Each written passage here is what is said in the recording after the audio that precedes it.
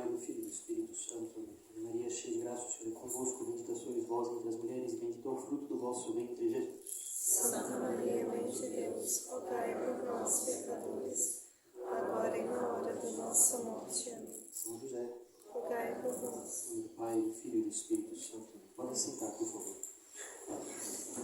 Só umas breves palavras para quem não me conhece, apesar de algumas vezes eu já ter vindo aqui, a pedido do Padre Braulio. Eu sou o Padre Luiz Fernando Pascotto, do Instituto Bom Pastor, na Capela Nossa Senhora das Dores, em Brasília.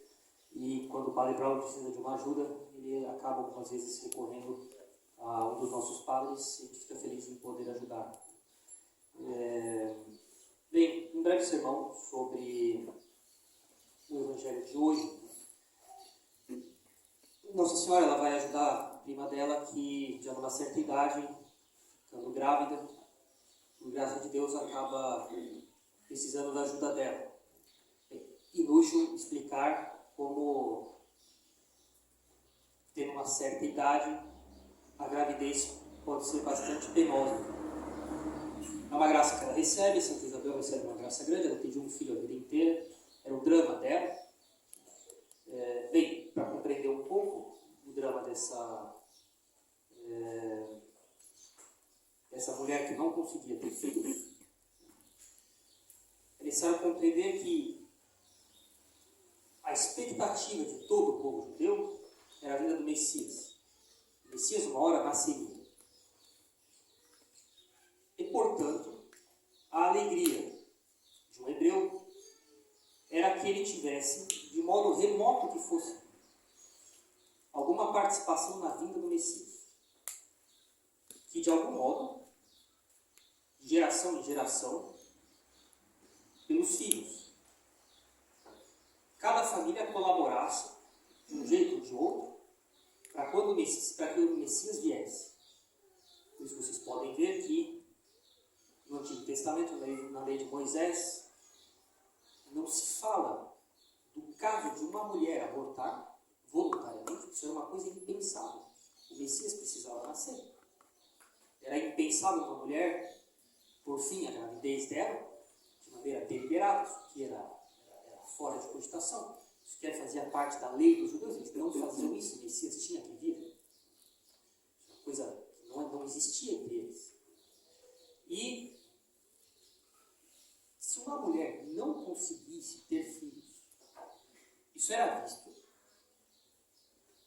como um ato de Deus que havia determinado que aquela família não participaria, de jeito remoto que fosse, na vida do Messias.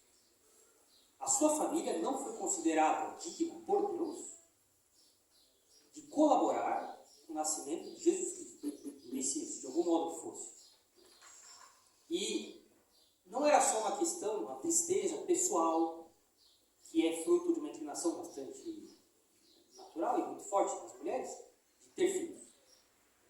Era isso, mas mais que isso, ela passou uma grande parte da vida dela sofrendo ao imaginar que Deus não havia escolhido a família dela para colaborar de um jeito ou de outro na vida do Messias. Isso aqui era visto como uma punição, mas na ordem sobrenatural, na ordem da redenção do gênero humano. E sua família não participará disso. Isso era o maior dor que ela e São Zacarias, Santa Isabel e São Zacarias. E bem, vocês podem imaginar então a alegria que ela tem ao saber que está grávida. Ela vê isso como, sem dúvida alguma, como uma demonstração assim, mas inclusive pública diante das pessoas que também viam a família dela, assim como alguém que até então estava sendo alvo de uma escolha de Deus, de que eles não participassem de algum jeito que fosse na vinda do Messias.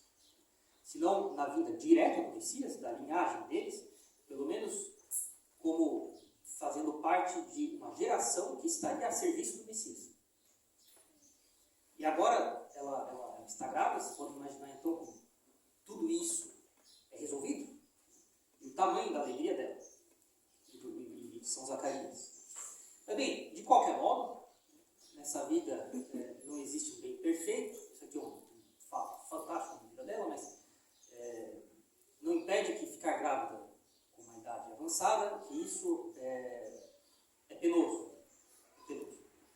Nossa Senhora vai ajudá-la. Nossa Senhora, sabendo que ela está grávida, mas sabendo como é penoso ficar grávida já com uma idade avançada, as dores, as dificuldades, as complicações são muito maiores, né? Ela se coloca à disposição de ajudá-la. E bem, isso é fruto da caridade de Nossa Senhora, não é necessário estender muito nisso, mas eu gostaria então de falar um pouco sobre essa caridade dela. É óbvio que isso nasce da caridade, essa vontade de ajudar a parente dela, mas gostaria de destrinchar alguns outros aspectos. Bem, se as pessoas de fato reinassem, se a caridade reinasse na vida delas, né, esse mundo seria um paraíso. A caridade é essa virtude que às vezes, na maioria das casos, assim, a gente sabe que a noção de virtude da caridade é um tanto nebulosa na cabeça das pessoas, que é uma coisa meio vaga. Né? A caridade é uma virtude real, um hábito, uma qualidade, colocada por Deus na alma, que ela é sobrenatural, que consiste em que nós amemos a Deus e as pessoas por consideração a Deus. A consequência disso é que a caridade produz certos atos bastante específicos nas almas, as pessoas que estão em estado de graça, que têm a caridade. As pessoas que têm a virtude da caridade nelas, e nas quais a virtude da caridade vai tomando conta cada vez mais, né, dentro da alma delas, as pessoas que têm a virtude da caridade produzem certos atos específicos. Né? Bem, o primeiro desses atos é buscar os interesses de Deus. É isso que a caridade faz. A caridade tem uma espécie de ideia fixa, uma espécie de mania. Ela se preocupa com os interesses de Deus. O que quer que aconteça, onde quer que eu esteja, com quem quer que eu esteja, em qualquer situação que for, deixa eu ver como é que eu consigo usar disso aqui os interesses de Deus. Isso é um ato específico da virtude da caridade. A virtude da caridade também se preocupa com, por consequência, com as dificuldades materiais que alguém possa ter, seja de dinheiro, seja de tribulações interiores, porque a pessoa passa por alguma dificuldade e está triste, está ansiosa, ela tem suas preocupações, ou então necessidade de saúde, precisa cuidar de uma pessoa que está doente, uma pessoa que precisa de alguma assistência de cuidados mesmo, né? E para a saúde física dela, né? Como esse caso de Nossa Senhora, né? Ajudando a prima dela numa necessidade física dela, uma gravidez complicada, difícil, penosa por causa da idade da parente dela. Por que isso? Por que a caridade se preocupa com essas coisas?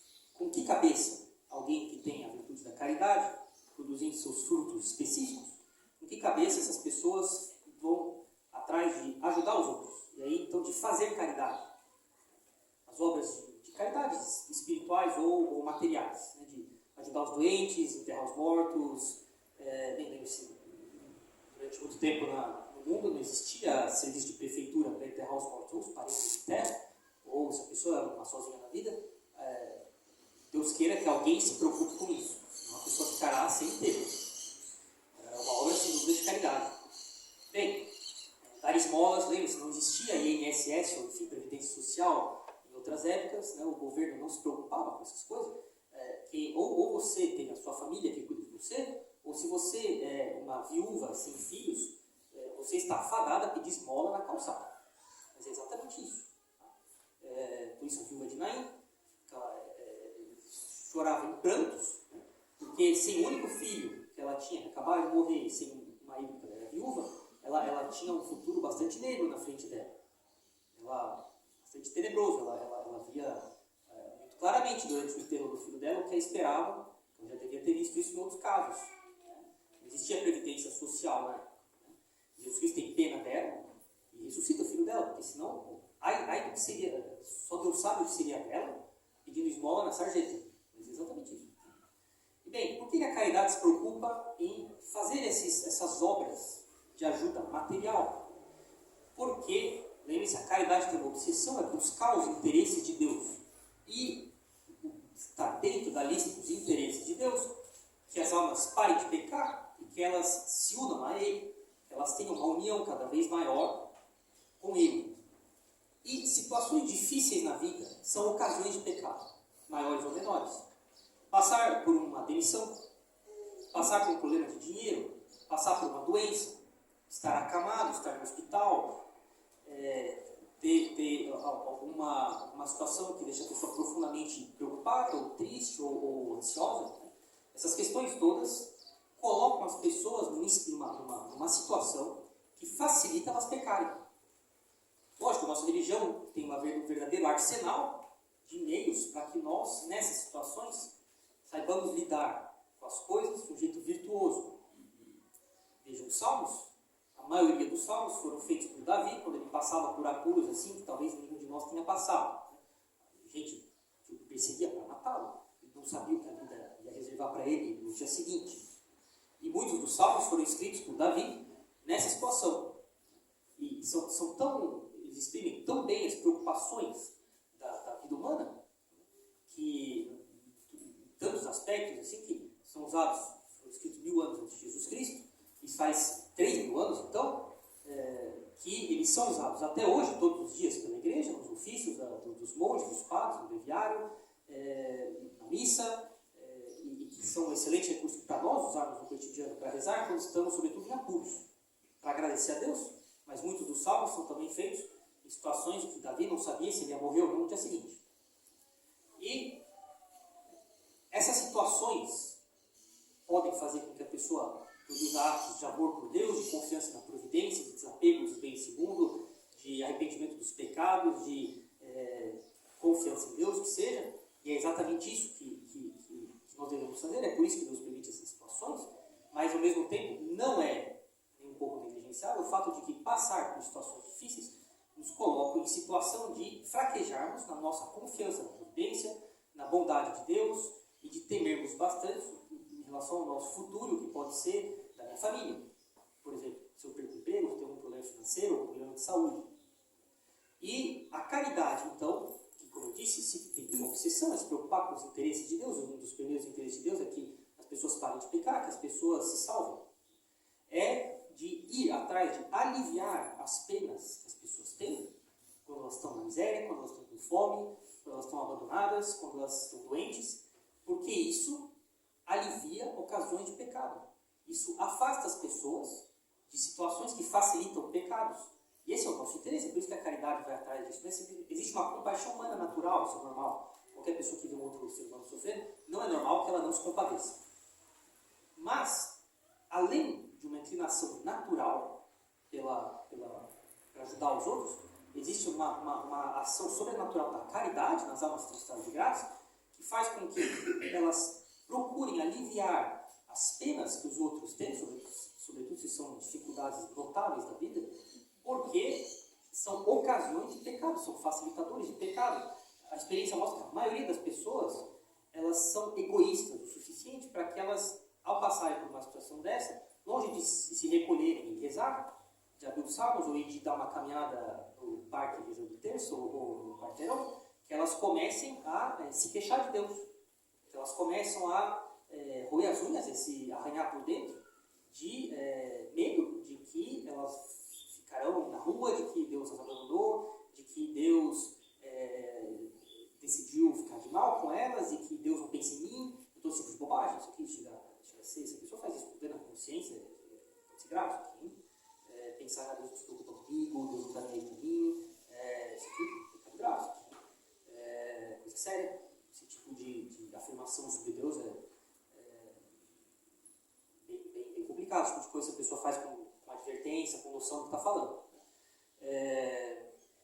E justamente Nossa Senhora vai até a sua parente ajudá-la, porque a caridade nos leva a facilitar a vida das pessoas nas suas dificuldades, no seu sofrimento. Bem, Santa Isabel era uma santa, ela era uma pessoa virtuosa, de uma família excelente, mas isso não impede que a caridade tome suas precauções em ajudar as pessoas quando estão em suas necessidades, porque isso as ajuda para que elas não caiam, não estejam expostas a ocasiões de pecado com tanta facilidade. Assim. Sempre insisto, por isso que São Vicente de Paulo ajudava as crianças, os órfãos, as pessoas na rua, no frio, na neve, na cidade, em Paris, porque é lógico que existe uma compaixão natural, isso é normal, mas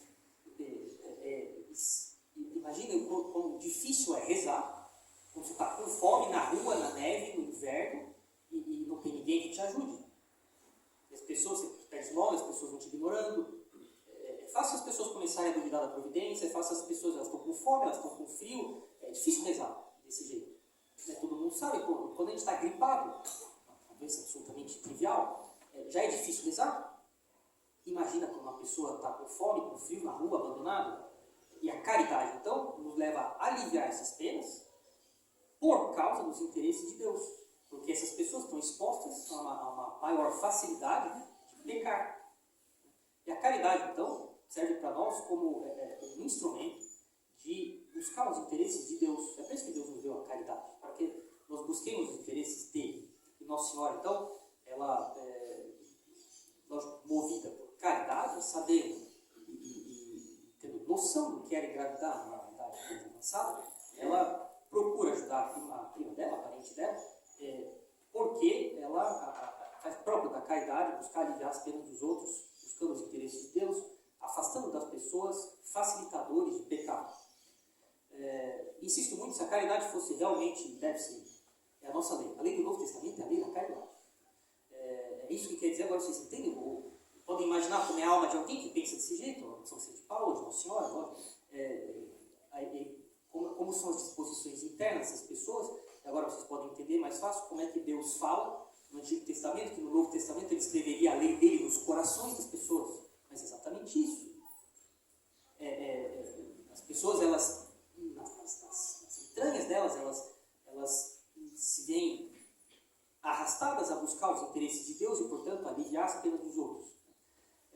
Se essa fosse efetivamente, deve ser, tá? A nossa lei, para isso necessário modificar o egoísmo, o mundo seria um paraíso, com todas as misérias, com doenças, com morte, com perda de emprego e com dificuldades econômicas, com tudo isso assim, aliviado ao extremo pela caridade. E essa deve ser, a nossa lei, é a lei que Jesus Cristo nos deu. A caridade é real, é uma virtude real, ela não é algo nebuloso, ela não é algo que está ali, mas que não produz resultados. Ao contrário, ficou claro o que consiste a caridade, é uma virtude real, específica, que produz atos bastante precisos. Ela tem atos específicos bastante claros. E, por isso, São Tomás dizer que um dos efeitos da caridade ele chama de êxtase, mas não no sentido da pessoa perder os sentidos e consciência natural dela, vamos dizer assim, durante a oração, mas êxtase significa estar fora de si. E ele usa no sentido de falar um desses efeitos que a caridade produz em nós, que é a pessoa parar de pensar em si e começar a pensar nos outros. Ou melhor, nos interesses de Deus e, portanto, ajudar os outros. Para que os outros sejam afastados de ocasiões de pecado e de dificuldades para a salvação deles, porque eu busco os interesses de Deus, quer que essas pessoas se salvem e não pequem. Isso São Tomás, os teólogos chamam de êxtase. A pessoa para de pensar em si, ela começa a pensar nos interesses de Deus e por isso se preocupa com os outros, porque os interesses de Deus é que os outros se salvam. E, se o mundo fosse assim, seria um paraíso. Sem dúvida alguma, a falta dessa saída de si, a falta desse êxtase, de estar fora de si, para se colocar, para ajudar os outros, que é uma das maiores pragas das famílias, das comunidades religiosas, que seja. As pessoas, elas, sem dúvida alguma, se filhos têm lacunas na educação deles, se maridos, esposas, cônjuges, se sentem às vezes abandonados ou tendo um apoio frágil, ou uma insegurança se o cônjuge vai me ajudar, ou o que ele acha disso, ou se ele vai tomar providências ou ela, enfim. É por causa de egoísmo, que faz com que os outros sofram na família, os filhos, o marido, os pais, a esposa. E porque quando a pessoa casa, ela deve, sabe, os 7 sacramentos, tem 2 sacramentos que não são primeiro para a santificação pessoal diretamente, que são para a santificação pessoal, mas primeiro buscando o bem dos outros, que é a ordenação sacerdotal, o sacramento da ordem, e o sacramento do matrimônio, que é para o bem dos outros, em primeiro lugar. E assim a pessoa que recebeu aquele sacramento vai se santificando.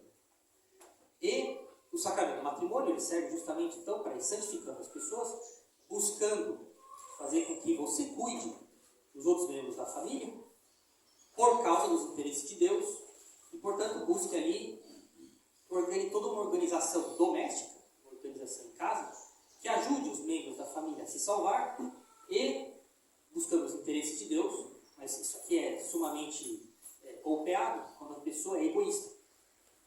Quando ela começa a parasitar toda a maquinaria da família, com os interesses pessoais dela. Isso aqui é um clássico que acontece às vezes na vida. A gente não escuta assim, mas minha esposa gostaria que eu compreendesse que eu, não sei o que, etc. O meu marido, eu gostaria tanto que meu marido deixasse eu fazer tal e tal coisa, mas ele não deixa. Então, os filhos, meus pais, não sei o que, eles não entendem que eu gostaria de fazer tal coisa. Bem, a questão toda é a seguinte: isso aqui colabora para o bem comum ou não? Não é possível fazer de tudo na vida. Os bens têm conflitos nessa vida, não, há bens que conflitam com outros. E quando nós buscamos o bem pessoal contra o bem comum, isso só pode acabar em tragédia, né, a longo prazo. E portanto, no sacerdócio, no casamento também, a caridade deve ser a alma de cada pessoa, porque assim elas buscam os interesses de Deus, ajudando os outros, sem pensar nos seus interesses pessoais. E sem dúvida alguma, o egoísmo é que faz com que os filhos sejam mal formados, com certas lacunas, porque precisam de atenção, precisam que o pai estude junto, a mãe estude junto com o filho. Olha a agenda, deixa eu ver o que o professor escreveu, tem recado para mim, o que você tem de tarefa, deixa eu ver essas questões, mas bem, você sabe onde procurar, deixa eu ver aqui na apostila. Então é o seguinte, vai ler aqui, você vai responder, daqui uma hora eu volto, ver se acertou, se não acertou, a gente vai fazer junto. Depois a gente vai ver qualquer dúvida que você tenha e por aí vai. Isso é um trabalho enorme. Mas é propriamente o mínimo que se espera de um pai, de uma mãe, cuidar dos filhos. E que dê atenção para os filhos são, sabe? Entender como é que os filhos são? Pai, olha aqui, ó, pai, olha. Não, um pulinho. Parabéns, filho. Né? Mas coisa trivial para os adultos, mas para as crianças, aqui é super importante. E é o egoísmo que faz os pais, agora eu não tenho tempo. Filho, desculpa, agora eu não estou, agora o pai não consegue. Né? Imagine que um padre fizesse isso com vocês. Vocês pedem para se confessar e o padre fala assim, desculpa, agora não dá. Isso é inadmissível. Eu já vi caso de padre que o fiel foi procurar para se confessar e agora não dá, está muito tarde. Imagina, está muito tarde para perdoar os pecados. Egoísmo, isso aqui. Óbvio que isso aqui acaba dando problemas. Né? Os filhos ficam abandonados, os filhos têm lacunas, os filhos têm... os pais não olham com atenção, realmente não acompanham detalhes da vida dos filhos. Por quê? Por causa do egoísmo. E por falta de caridade. E os pais não estão percebendo que isso aqui vai abrindo brechas que facilitam ocasiões de pecado para os filhos, e depois isso vai vir rápido, com 12, 13 anos, notavelmente 15, 16 anos, aí é difícil corrigir.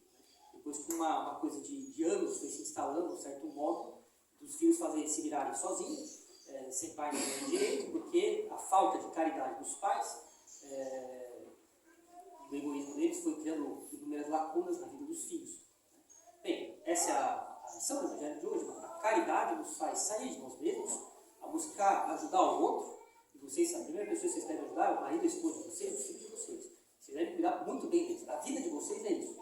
Alguns pais muitos parecem, falam assim, meus filhos são a minha vida. Mas é uma noção afetiva demais. Meus filhos são minha vida, quer dizer o seguinte, você dá o seu sangue por eles. Você dá atenção, você larga o que você está fazendo, você vai olhar quando ele te chamar. Não quer dizer que ele é um tirano que faz os pais fazerem tudo o que ele quer. Não é isso. Mas você dá atenção ao seu filho. Você olha o que tem na agenda, você vai na reunião de pais e mestres, você sabe quem que são os colegas do seu filho, quem é o pai, quem é a mãe deles, que casa que vai, onde é que está lá, quem é que vai estar lá, que horas que chega, que horas que volta, o que vai fazer. Pai e mãe vai estar lá? Não, então manda vir fazer trabalho aqui em casa, que vocês fazem aqui e vocês estão comigo. É assim, pai e mãe é assim. E é o egoísmo que faz os pais pensar, o meu filho está lá na casa do amigo dele e agora eu posso fazer minhas coisas. O filho lá não sabe com quem, não sabe o que está fazendo, o pai vai estar lá, não sei. Isso faz com que os filhos sofram muitos problemas depois. Muitas brechas para facilitar pecados, quantas vezes já viu isso acontecer, por causa de falta de caridade. Uma caridade ainda inicial, não quer dizer que esses pais não tenham boa vontade, não quer dizer que eles não queiram fazer as coisas direito, mas às vezes é uma noção extremamente tênue do que é buscar realmente os interesses de Deus, o que é realmente ajudar os outros, a começar dos membros da própria família, marido, filhos, esposa, para cuidar das pessoas, afastar ocasiões de pecado, buscar realmente os interesses de Deus, para que não haja facilitadores de pecado e haja recursos reais de fazer o bem para o cônjuge e para os filhos. Essa é a nossa lei. O Novo Testamento é a lei da caridade, escrita nos corações das pessoas. Agora, acabou um monte de ritual externo que não exigia uma mudança profunda do coração. Agora nós temos a lei da caridade, uma exigência maior. Antigamente, no Antigo Testamento, a pessoa podia ter feito uma coisa grave, ela ia lá, fazia suas abluções, podia entrar no templo de novo para rezar. Hoje em dia não. Pode ter feito sua coisa grave, quando você não se arrependeu e não confessou, você não comunga. Não é a única causa das pessoas não comungarem, outras causas, mas a nossa religião exige uma santidade interior, é mais exigente. Isso tem consequências também nos atos externos da nossa religião. No Antigo Testamento não era bem assim. A pessoa podia continuar em estado de pecado interior, ela fazia as abluções e ia para o templo de novo, fazia as coisas lá. Mas ela ainda estava em estado de pecado grave, podia estar. Agora não é mais assim, você não se arrependeu, você está em estado de pecado, você não se aproxima da comunhão. Não pode fazer nada ainda, pode confessar. Mas simplesmente fazer um ato externo, e agora mesmo que você esteja ainda, não tenha mudado interiormente, você agora pode se aproximar da comunhão. Negativo. Nossa religião é uma religião realmente de uma vida interior mais profunda, mais exigente, porque agora a nossa lei é a lei da caridade, a lei escrita no coração nosso, e bem, nada que espantoso, então aqui, no começo do Novo Testamento, já tendo a encarnação de Jesus Cristo, do Verbo no ventre de Nossa Senhora, isso começa a se manifestar claramente com a Nossa Senhora indo atrás da parente dela por uma caridade enorme. Essa é a nossa lei, esse é o nosso modelo, seria realmente um paraíso se a gente fosse assim. Essa deve ser a nossa, realmente, todo o nosso esforço, nossa preocupação de buscar os interesses de Deus, crescer a caridade em nós, com uma vida de oração, de mortificação, cortar o nosso egoísmo, que bloqueia os efeitos da caridade em nós, e fazer assim com que, efetivamente, entre nós, tenha a caridade, um grande amor de Deus no próximo, e assim nós facilitemos a salvação dos outros, e o resultado disso a gente vai ver quando todos nós estivermos no céu, com a graça de Deus, o quanto valeu a pena a gente ter cortado os nossos egoísmos, buscando os interesses de Deus, ajudando o nosso próximo com caridade. Em nome do Pai, do Filho e do Espírito Santo.